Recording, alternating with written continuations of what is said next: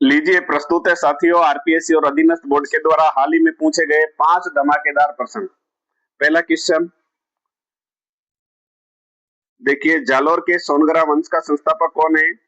इस क्वेश्चन का आंसर है कीर्तिपाल चौहान। कौन है पूरा बता देता हूं। देखिए, जालोर किले का नाम जो है वो सोनगिरी या स्वर्ण पर्वत है।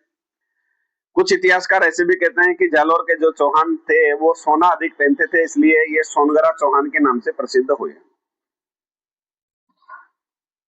जालोर बहुत महत्वपूर्ण स्थल रहा है।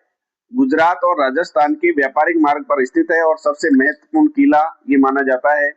जालोर में सोनगरा वंश की जो स्थापना की वो किसने की थी? कीर्तिपाल चौहान ने की थी, जो कि नाडोल के चौहान थे। तो कीर्तिपाल चौहान आपको याद रखना है, जालोर में सोनगरा वंश का संस्थापक।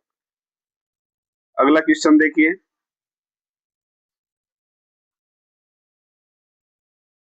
राजस्थान का गणगौर त्योहार किस देवता या देवी से संबंधित है? तो राजस्थान का गणगौर त्योहार किससे संबंधित है? शिव और पार्वती से संबंधित है। यहाँ देखो, गणगौर शब्द कहां से आया?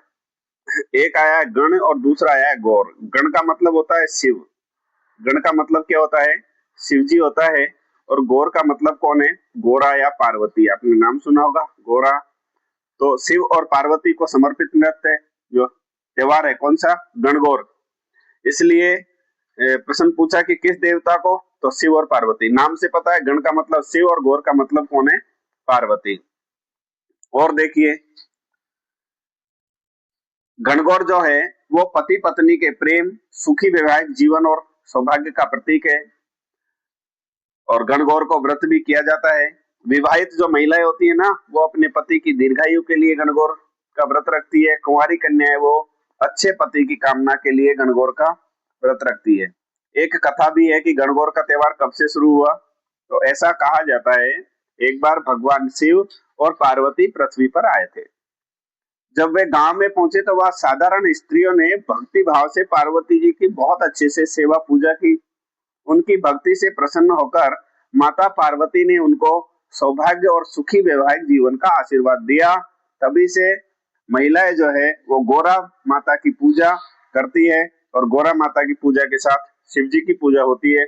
इसलिए शिव और पार्वती को समर्पित यह त्योहार, जिसका नाम है गणगौर का त्योहार, कब होता है? ये त्योहार जो है वो होली के दूसरे दिन से शुरू होकर 16 दिन तक चलता है। इसमें क्या होता है?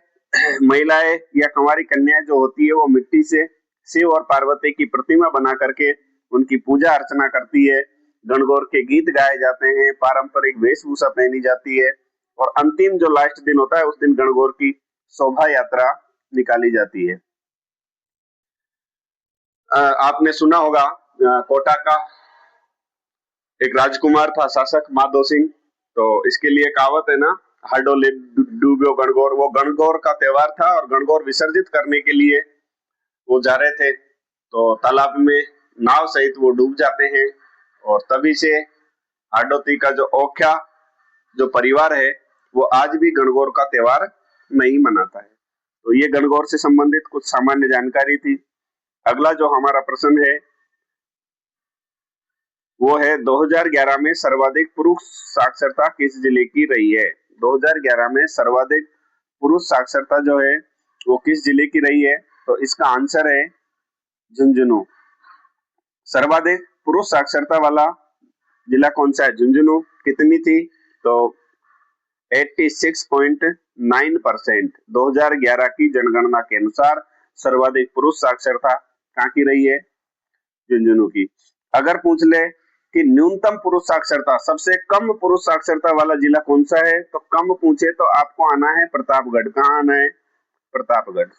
तो प्रतापगढ़ में न्यूनतम जो है वो पुरुष साक्षरता की बात कर रहे हैं।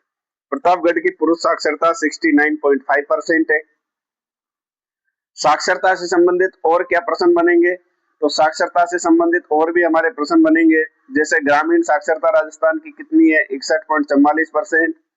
शहरी साक्षरता कितनी है? 79.7%। अगर पूछ ले कि सर्वाधिक ग्रामीण साक्षरता वाला जिला कौन सा है, तो इसका आंसर भी हमारा झुंझुनू होगा। सबसे ज्यादा ग्रामीण साक्षरता। शहरी साक्षरता पूछ ले तो इसका आंसर होगा उदयपुर। सर्वाधिक शहरी साक्षरता उदयपुर की है। अगर ओवरऑल आंकड़ा पूछे कि राजस्थान की कुल साक्षरता कितनी है, तो कुल साक्षरता के प्रश्न भी कई बार पूछे 66.11%। राजस्थान की पुरुष साक्षरता कितनी है, तो 79.19%। राजस्थान की महिला साक्षरता हमको पता है 52.12%। तो ये कुछ आंकड़े हैं जिन्हें आपको याद रखना है। अगर प्रश्न आ जाए कि सर्वाधिक साक्षरता वाला जिला कौन सा है, ऑल ओवर सबसे ज्यादा साक्षरता वाला जिला कौन सा है, तो इसका आंसर कोटा होगा। और न्यूनतम साक्षरता पूछे तो जालौर। आज का चौथा क्वेश्चन देख लीजिए। गीदड़ और चंग नृत्य किस क्षेत्र में प्रसिद्ध है? तो गीदड़ नृत्य और चंग नृत्य दोनों नाम हमने सुने हैं। क्या विशेषता है?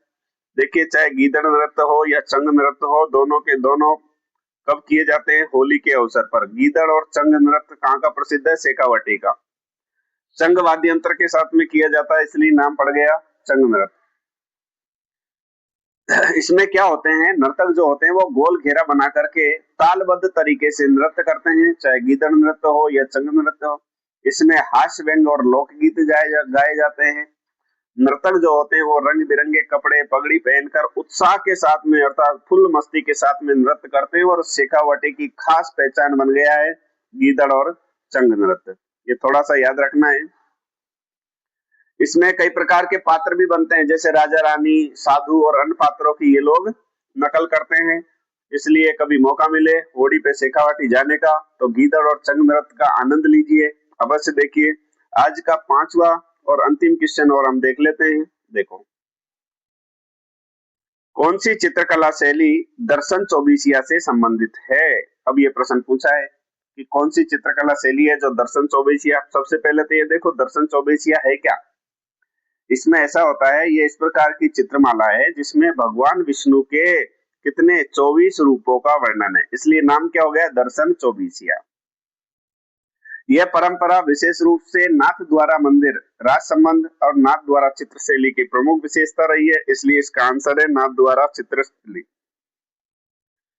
श्रीनाथ जी और कृष्ण लीला का अधिक चित्रण हुआ है। इसमें भगवान श्री कृष्ण के श्रृंगार, राजभोग आदि चित्रों को वर्णित किया गया है। कृष्ण जी की लीला का चित्रण है, भगवान के मंगला आरती का चित्रण है, और इसमें जो रंग है वो बहुत चटकीले और सजावटी है। कपड़े और आभूषण की बात करें तो सजावट का बहुत सूक्ष्म चित्रण यहाँ पर किया गया है। दर्शन 24 या नाम क्यों है? भगवान विष्णु के 24 दर्शन या 24 प्रकार के अवतारों का इसमें वर्णन है। कहाँ की है? नाथ द्वारा चित्रशैली है। आपने ध्यान से सुना, इसके लिए पुनः आपको बहुत बहुत धन्यवाद। Thank you so much. अगर आपने हमारे चैनल को सब्सक्राइब नहीं किया है तो प्लीज, आपका 5 सेकंड का समय लगेगा, चैनल को सब्सक्राइब कर दो और वीडियो को लाइक कर लो।